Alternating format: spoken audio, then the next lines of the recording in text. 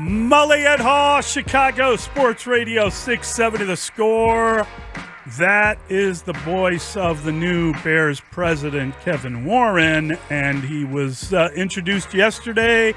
And a man that was there is the aforementioned Chris Zorich, a Notre Dame legend, a former Chicago Bear. Chris, good morning. How are you? Guys, what's up? Great talking to you. Well, it's great to catch up with you, Chris, and what a wonderful introductory news conference. I mean, Kevin Warren hit it out of the park. We were marveling at it this morning. It's not often that you feel really good about the Bears in the offseason. Well, it's really interesting because folks have asked me, hey, why did you go with Kevin when he was your first client? And I think a perfect example is what everyone had a chance to see yesterday. I'm not sure I've never seen a lot of reporters, a lot of the media folks fired up. Okay. I mean, I was looking in the room and talking to folks afterward and they were excited. So imagine what he can do with the staff if he can get you guys excited. You're right, Chris. It was good to see you yesterday. I was one of those people, and we talked, and I got a kick out of your recollection of the first time that you dealt with Kevin Warren back in the day when he was just starting as an agent, had a makeshift office in Kansas City, and it wasn't exactly what you might envision an agent's office looking like, and it was a long time ago. Well, you know, it's so funny, and he was an entrepreneur before being entrepreneurial was stylish, and so he had this idea of being a player agent and doing it a different way. And of course, he didn't have a lot of resources. So the office you mentioned was in the back of his wife's barbecue joint. And maybe I think myself, his assistant May, and him, us three in there, I think it was the largest, it was the smallest room I had ever been in. And I think there was a fax machine, a file cabinet, and a desk that him and his assistant shared. That's awesome. And you caught up with her yesterday. He said it was good to see the two of you together, May, his assistant, and yourself. You know, it's so funny. I mean, we've seen each other over the years, obviously, but I mean, I was always calling her. She was always calling me. And one of the unique things that he did, and I think I mentioned this to you, David, was he did something very unique. And what he would do is he would send faxes to all of his clients, and it would be little news blurbs about what was going on in the world. And his idea was he wanted us as his clients, as football players, to be able to engage and have conversations with people outside of the world of sports. And so when you're at a cocktail party or when you're talking to someone that's not involved in football, you can actually sound like a worldly person. And that was kind of what drew me to him, because he wanted us to succeed beyond the football field. So, Chris, he is succeeding Ted Phillips, but at one point in time, he was negotiating with Ted Phillips on your behalf. So there had to have been some times when the doors were slamming and they were at odds with over a certain total or contract figure, whatever the case may be. Do you remember some of those exchanges, and how would you describe them? Well, it is a family show, so I don't want to use any swear words, but there were several doors being slammed and several phones being, I don't want to say torn off the wall, but kind of slammed as well. But you know, it's interesting when you think about kind of where that relationship started. Although it was an adversarial one, the understanding that Kevin was fighting for his client, and I think that's a perfect example of what you're getting as the president and CEO of the organization. He's going to fight beyond his personal capabilities and do everything he can for the Chicago Bears to have success. I talked about how he is I don't want to say a workaholic, because his wife would probably get pissed at me, but really that's what he is. I guarantee you he's going to be the first person at Hallis Hall, and he's going to be the last person to leave.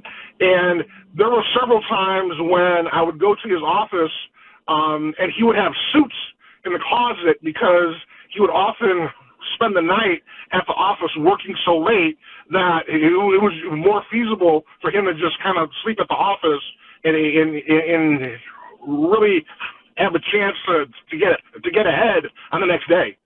Chris, did you meet him when you were at Notre Dame and he was in law school, or were you in law school? I know you went to law school while you were with the Bears. Is that when you met? How did you guys hook up?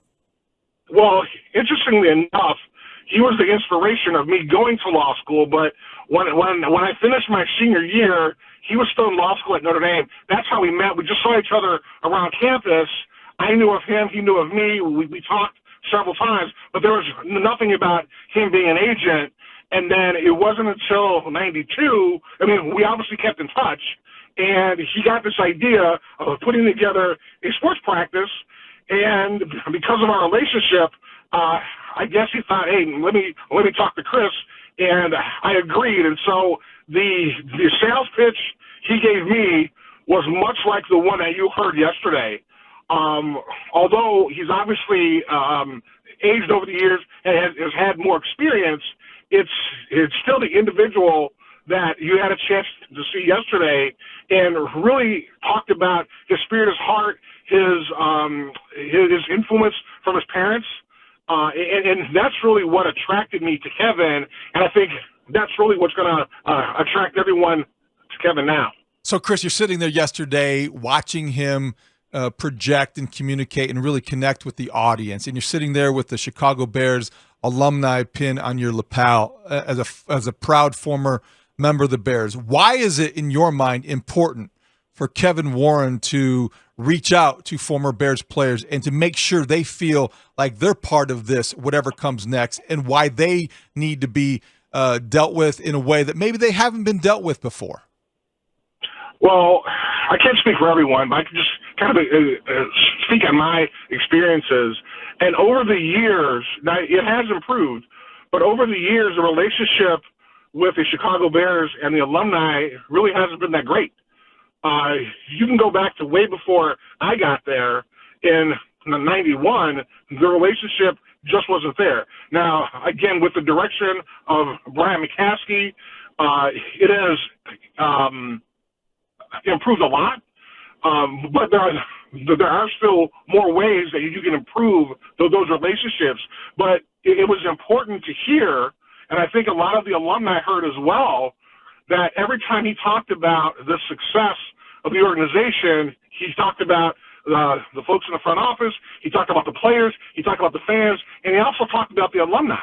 But the reason why he's done that was because of his experience with the Rams, the Lions, and the Vikings. I mean, let's understand who we got here. I mean, we got somebody that has the experience that is needed to have a successful football organization.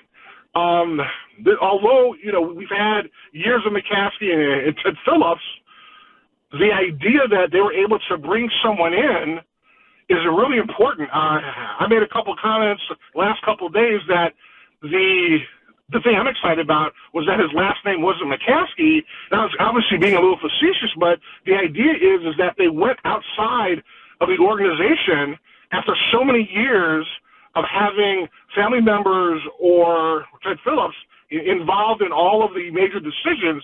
Now you have someone who has the experience, and oh, by the way, he built a beautiful stadium in Minnesota, i.e., what's going to happen with the Bears and Soldier Field or Arlington Park in the next couple of years. Yeah, I think he made it very apparent to anyone listening that the Bears are interested in Arlington Park. There have been a lot of these kind of rumors of maybe Soldier Field could be rebuilt. They sent out this fantastic video.